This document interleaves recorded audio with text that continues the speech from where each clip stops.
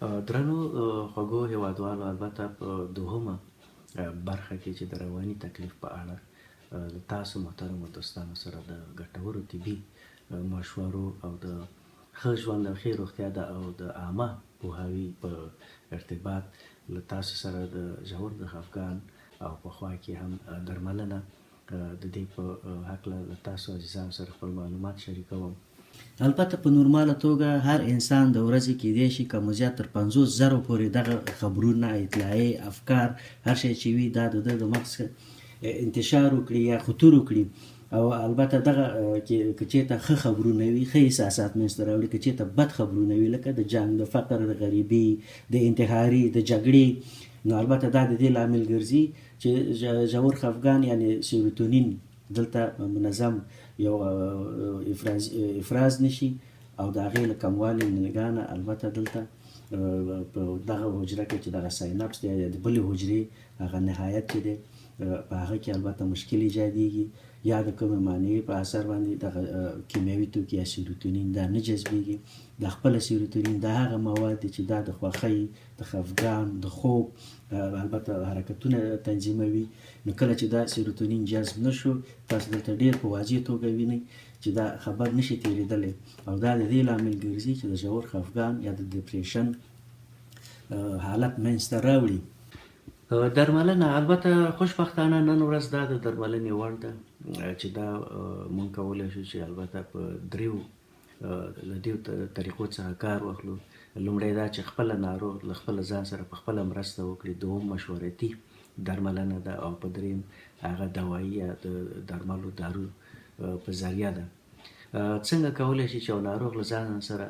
مرسته وکړي؟ البته دا یعنی د هغه په خپل ځان کې د باور او د اعتماد د پیدا کولو په خاطر البته دا تصمیم نیسي چې بالاخره دغه حالت څخه ځان وژغوري. اما متاسفانه په بعضې حالاتو کې دا د دې شونې نه وي چې خپل ناروغ د خپل ځان سره مرسته وکړي، یعنی هغه بېوسه او ناتوان او ناهیلې او ناامیده اوسي. نو په دې برخه کې کولی شي چې د هغه سره معالج ډاکټر او همدارنګه د هغه کورنۍ خپلوان مرسته وکړي. اما په نورو پرمختللو حالتو کې نو حتی کېدای شي چې خپله ناروغ خپل ځان هم له منځه ویسي. په مشورتي تداوی کې البته دلته د کورنۍ غړي، خپلوان، دوستان په دې برخه کې البته یو انساني او اخلاقي دنده لري چې د ناروغ سره البته مرسته وکړي. یعنی یو ښه طبیب، یو ښه کورنۍ، ښه خپلوان، دوستان، ملګري کولی شي چې د ناروغ سره البته ښه مرسته وکړي او د هغه ژوند وژغوري. همدارنګه دا مرستې نه داسې چې د ناروغ سره البته دغه نه د زور کار واخلو او یا هغه سره یا د جنګ وکړو او همدارنګه یا په هغه باندې موږ ملامتیا واچوو یا ملامت یې وګڼو. البته نور هم د هغه په مریضۍ کې البته زیاتوالی راځي. نو دا په یو خاصه طریقه باندې چې د هغه سره کومک کېږي تر څو وکولی شي چې د هغه منفي احساسات چې دی د هغه نه ځورېږي په هغو باندې کار کېږي تر څو د هغه سره د دې نه خپل ځان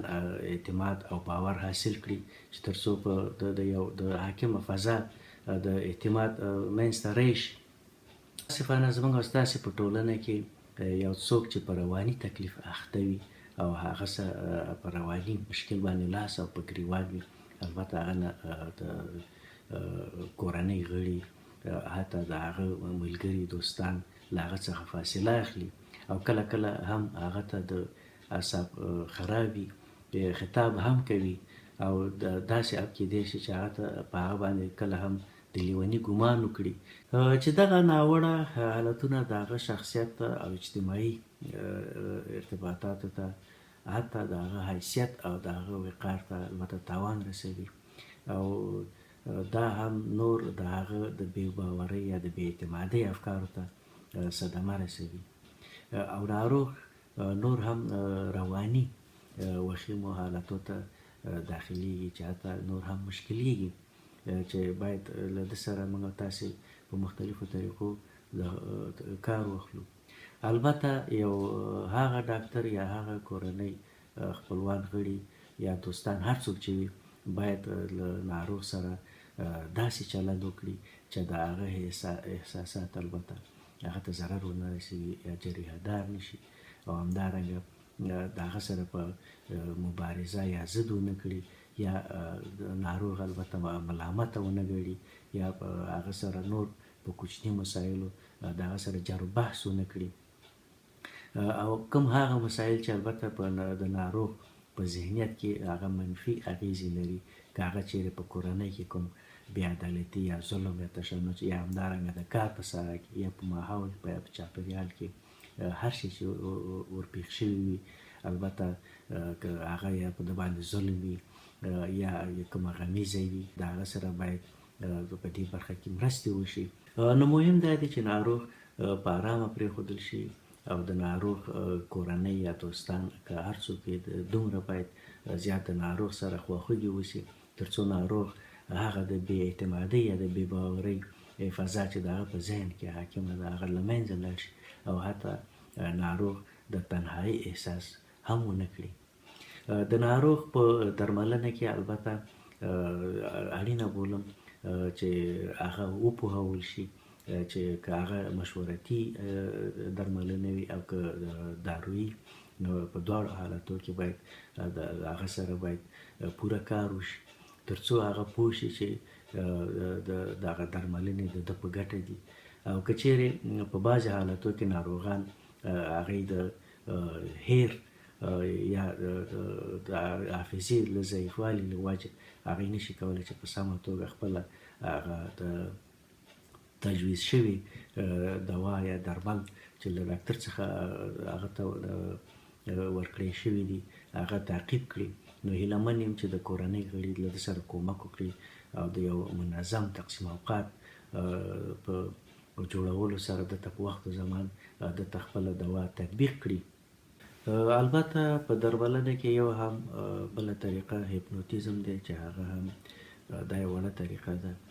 چې دا د روانشناس لخوا البته چې یو مسلکي او مجرب ډاکټر وي له هغه لخوا دا اجرا کېږي، او دا البته په یو توره کوټه کې چې هلته دا په دې معنا چې د هغه ذهن یعنې تور احساس کړي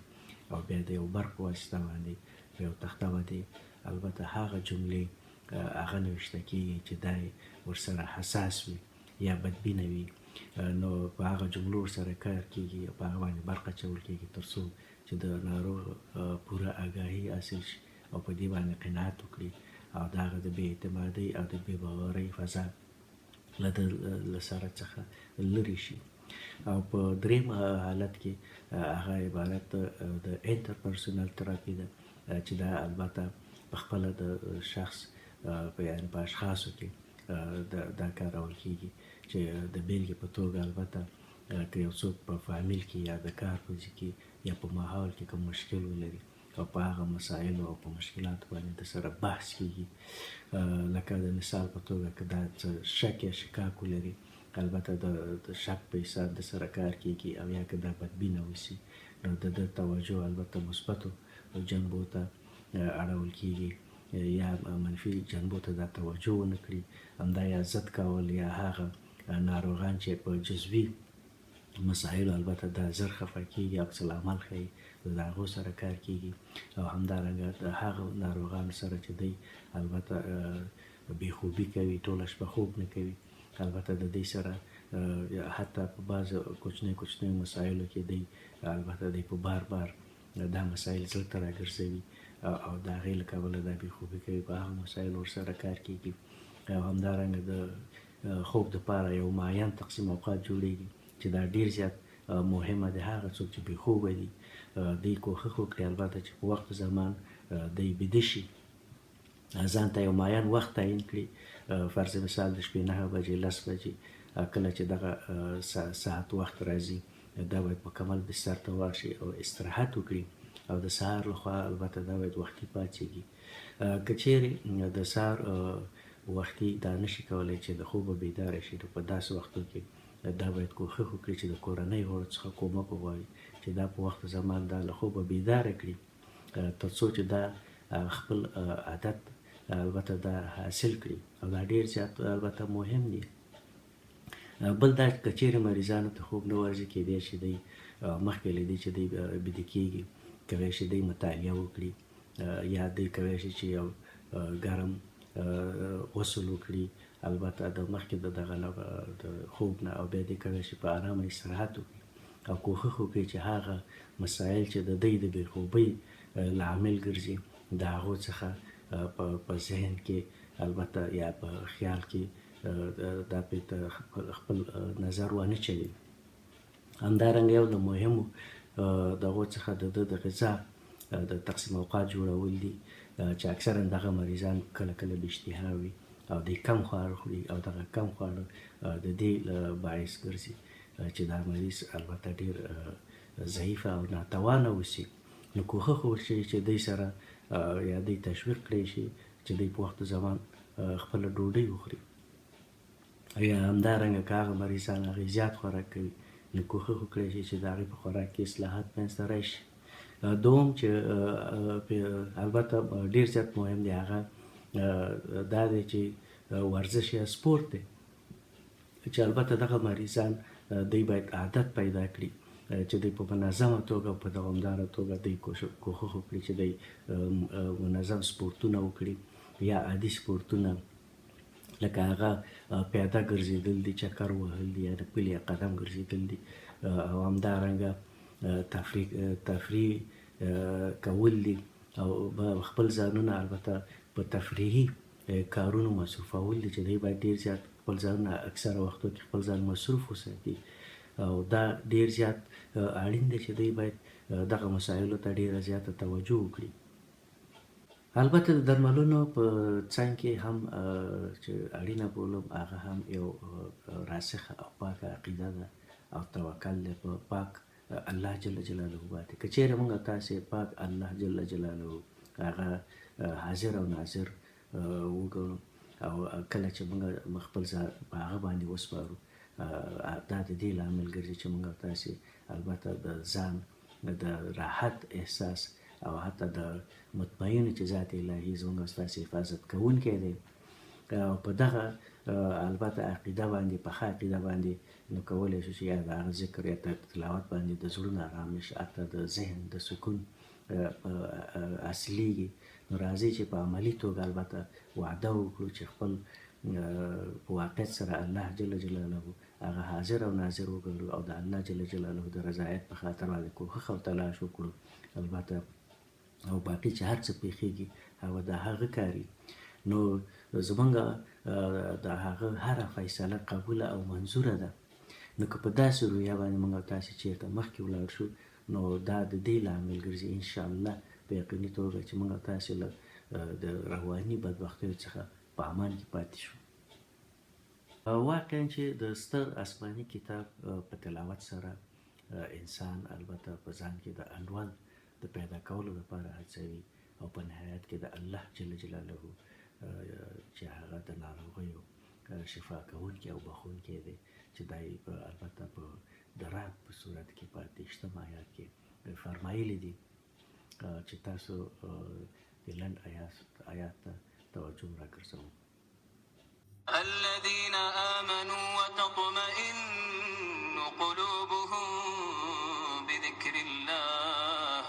ألا بذكر الله تطمئن القلوب. معنا یې دا ده چې خبر اوسئ یوازې الله جل جلاله په یاد سره زړونه ارامښت مومي. ډېرو ګرانو هیوادوالو البته د ستاسو د ښه ژوند او د ښې روغتیا په هیله وسلام په پاک الله جل جلاله مو سپارم.